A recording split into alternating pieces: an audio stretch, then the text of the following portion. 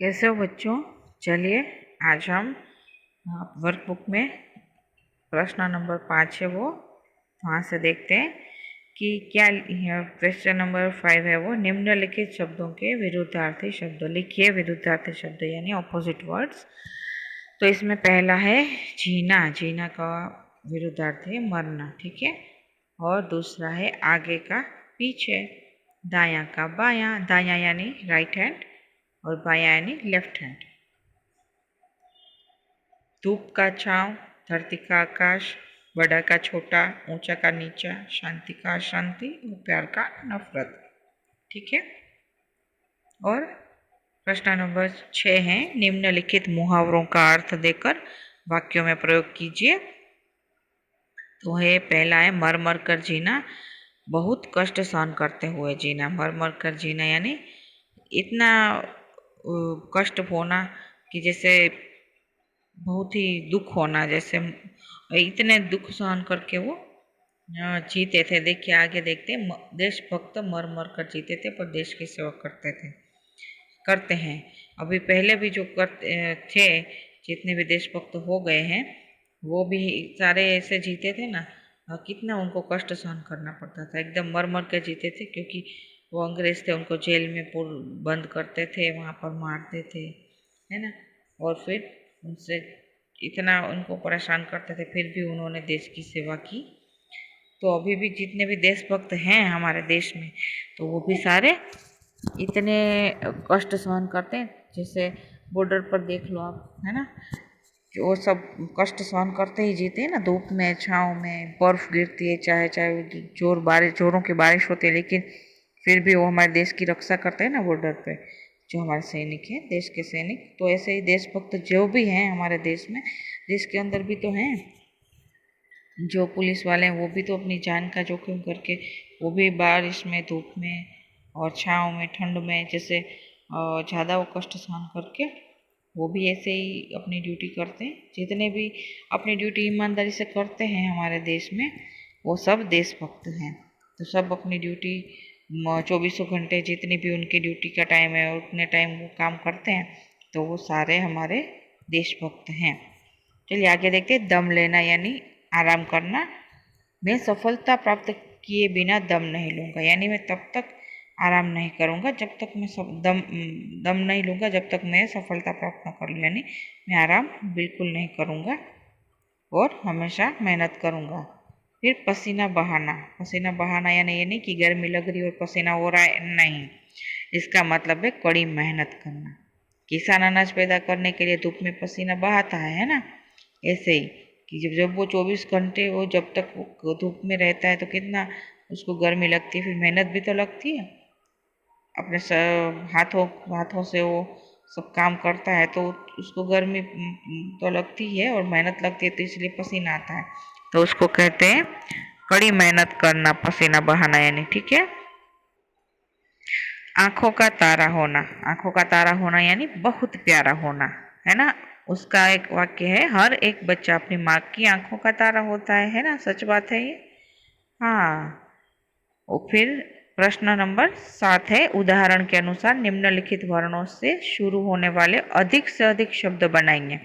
इसमें जो शब्द आपको अक्षर दिए हैं, वर्ण यानी अक्षर जो है, उसके ऊपर से आपको जितने हो सके अधिक से अधिक शब्द बनाने हैं।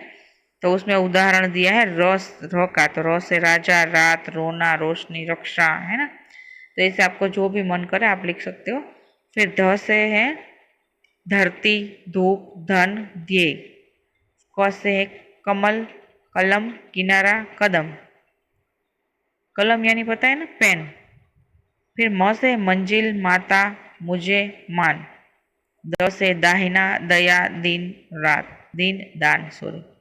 तो ऐसे ही आप कोई भी शब्द लिख सकते हो अक्षर के ऊपर से, लेकिन उसका ये जो मात्रा है वो सही होनी चाहिए और वो मीनिंगफुल होने चाहिए वर्ड, ठीक है। निम्न प्रश्न नंबर 8 है निम्नलिखित वाक्यों का अंग्रेजी में अनुवाद कीजिए। तो उसमें पहला है मैं बड़ा होकर देश का सहारा बनूंगा, तो उसका अंग्रेजी होगा I will grow to be the support of the country, ठीक है। फिर दूसरा है यहाँ हरे हरे खेत लहराएंगे, तो इसका अंग्रेजी है green fields will be waving here.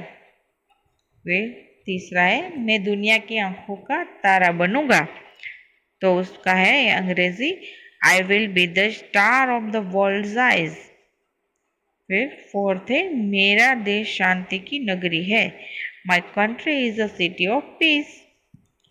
फिर पांचवा है मैं सबको प्यार का चलन सिखाऊंगा, I will teach every one the way of life love.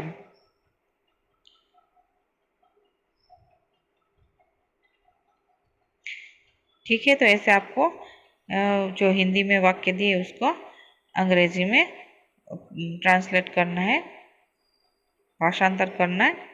फिर है प्रश्न नंबर 9, निम्नलिखित भावार्थ से संबंधित पंक्तियां काव्य में से ढूंढ कर लिखिए। इसमें भावार्थ दिया है और उसमें से आपको कविता में से उसके अनुसार जो पंक्तियां हैं, काव्य पंक्तियां, वो ढूंढनी और लिखनी है। तो पहला है मैं देशभक्ति के रास्ते पर डर डर के नहीं चलूंगा, तो उसकी काव्य पंक्ति कौन सी है? रास्ते पे चलूंगा ना डर डर के।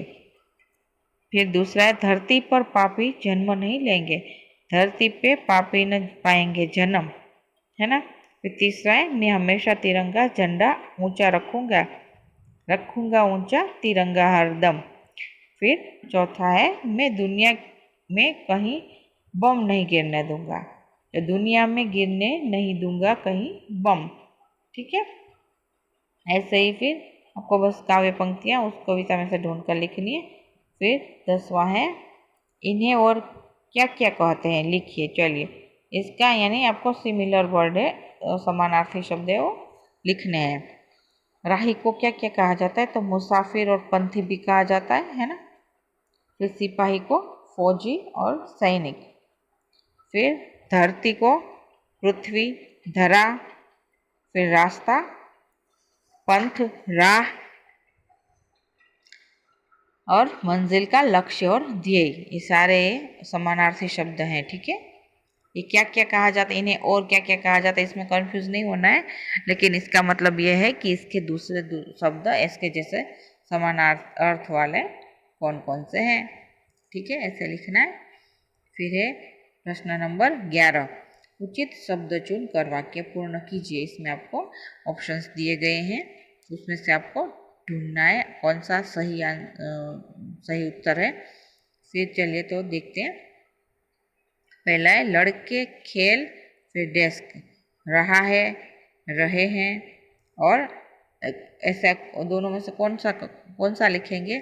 तो लड़के यानी कई सारे लड़के हैं, अगर एक लड़का होता तो क्या लिखते? लड़का खेल रहा है, लेकिन यहाँ पर है लड़के, कई सारे, एक से ज़्यादा हैं लड़के, लड़के खेल रहे हैं। ऐसे रहा नहीं आएगा, इसमें रहे आएगा, और है के ऊपर डॉट आएगा। ठीक है, बहुवचन होता है तो उसमें है के ऊपर डॉट आता है, यानी अनुस्वार आता है। ठीक है, फिर दूसरा है देश के क्रिकेट खेलता हूँ, मैं क्रिकेट खेलता हूँ कि हम क्रिकेट खेलता हूँ? नहीं, अगर एक है तो ये आएगा ना मैं क्रिकेट खेलता हूँ, अगर हम होते तो हम क्रिकेट खेलते हैं, तो ते होता ना ज़्यादा बहुवचन होने से, इसमें एक वचन और बहुवचन के अनुसार ही लिखना है। फिर तीसरा है आप कहाँ जा रहे हैं, अगर आप लिखा है तो आप कहाँ जा रहे हैं, तो है के ऊपर डॉट आया है, अनुस्वार आया है, लेकिन अगर जो बिना डॉट वाला है तो क्या होगा? तो आप नहीं, तुम कहाँ जा रहे हो, या फिर हाँ इसमें आप है इसलिए है के ऊपर अनुस्वार आएगा, डॉट आएगा, और बिना डॉट वाला नहीं आएगा। ठीक है, फिर चौथा है देश के किताबों में आपकी किताब कौन सी है, इस या फिर इन किताब, तो आप इसमें से क्या लिखेंगे?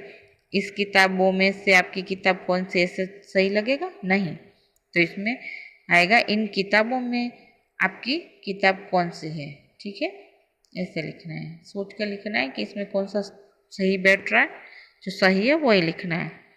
हम पढ़ते हैं, अभी हम है तो हम पढ़ते हैं, हम है, अगर मैं होता तुम पढ़ते हो, चाहे चलो पढ़ते हैं, यह पढ़ता है, ऐसा होता तो यह वो पढ़ता है, ऐसा कुछ होता तो आप पढ़ता है चलता, लेकिन इसमें हम यानी बहुवचन है ना, हम पढ़ते हैं। ठीक है, ऐसे आंसर लिखने और सोच समझ कर लिखने।